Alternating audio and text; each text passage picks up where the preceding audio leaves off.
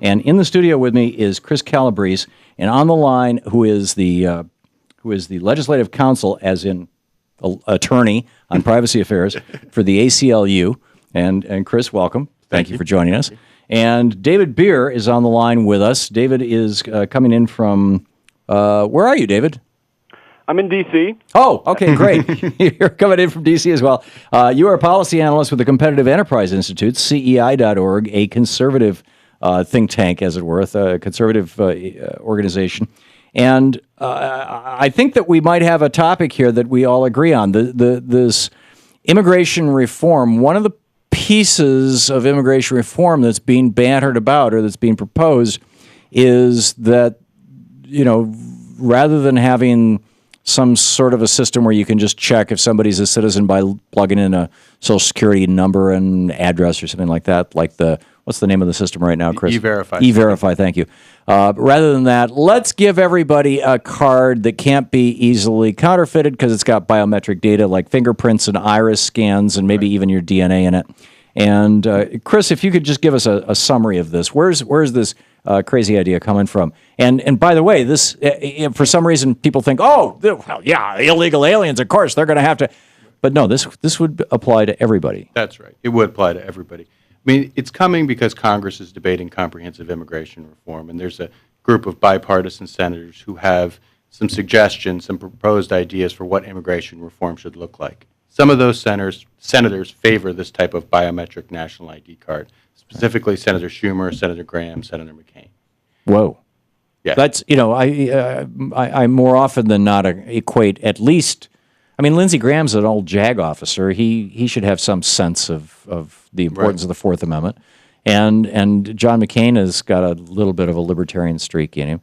I'm rather astounded by that. David Bier with the Competitive Enterprise Institute. David, I think that you could make a case that had there been the ability to scan a group of people and instantly know who's in the group because they got an RFD chip with biometric data on it in their back pockets, in 1773, 240 years ago this year, that the Boston Tea Party would not have happened and we would not be an independent republic. And I'm not even arguing for violent revolution or anything like that. That was just simply a protest that anonymity is necessary at a certain level, within appropriate bounds, for political action, or at least a sense of anonymity. Am I making sense?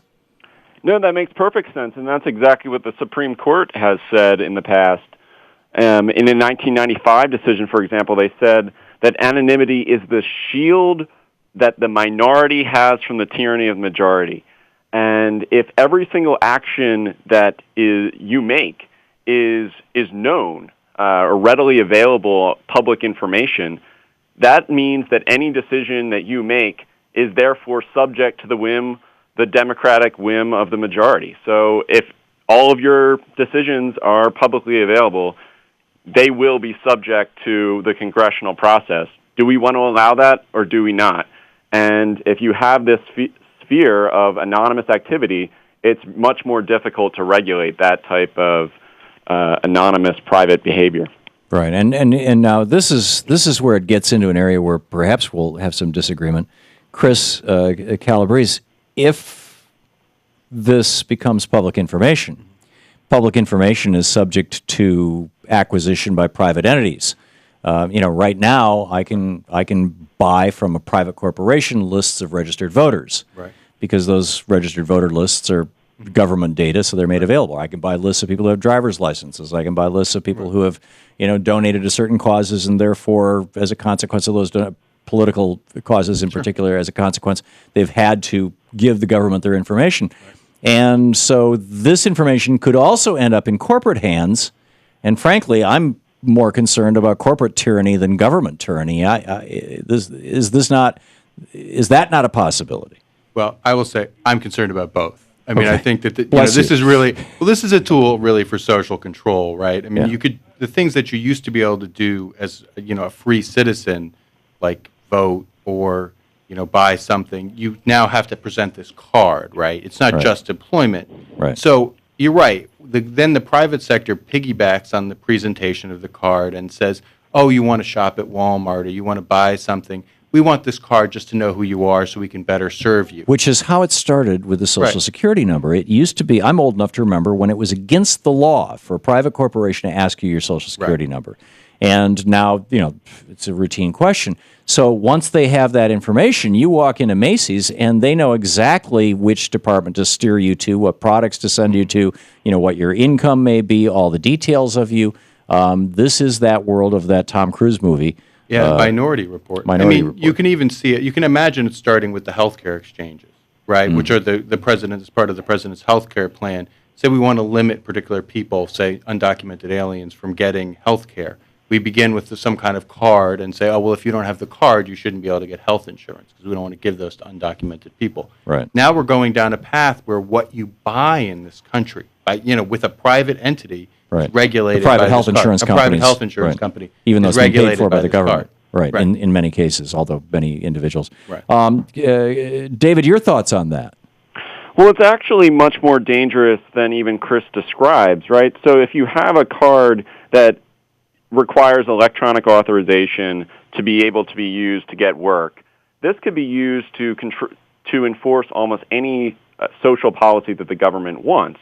So you could just deny work access until compliance with this other regulation is secured. For example, during the 1990s, the House of Representatives actually voted on a provision that would have basically made any sort of check by E-Verify check also whether or not you were behind on student loan payments, for example. Yeah. So if you're not paying your student loans, you might get denied work until you make the payment, or this sort of thing. So if they want to track down people who are behind on their taxes, or Deadbeat dads, late on their child support, or whatever the government wants to do, this is a way to enforce compliance with these other regulations as well.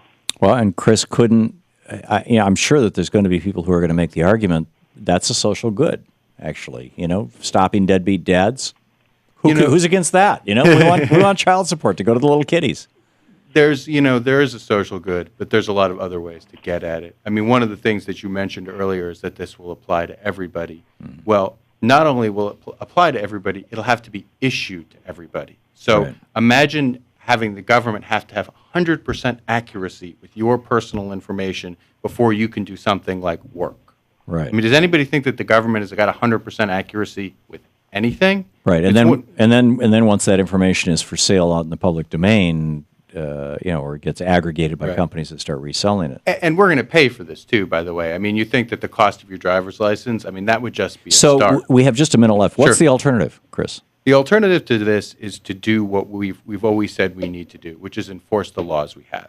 Okay. We have really good laws right now around worksite protection and saying that you shouldn't hire undocumented aliens. So start putting employers in jail. Reagan stopped that. If you're going to spend all this money, spend it on making sure that everybody has good work conditions, and that'll keep from hiring. David, your thoughts on the alternative, very quickly. I think that allowing legal immigration would, provide an alternative to illegal employment, and that's what we need in this country. Yeah. Okay. So you're a fan of opening our borders wider, David? Yes. Okay. All right. Interesting perspectives, interesting thoughts. David Bier, Chris Calabrese, thank you both for being with us today. Thanks so much. Thank you. Much appreciated. We'll be back. This is the Thom Hartmann Program. So is a national ID coming? Are we turning into a your papers, please society? Your thoughts and mine right after this.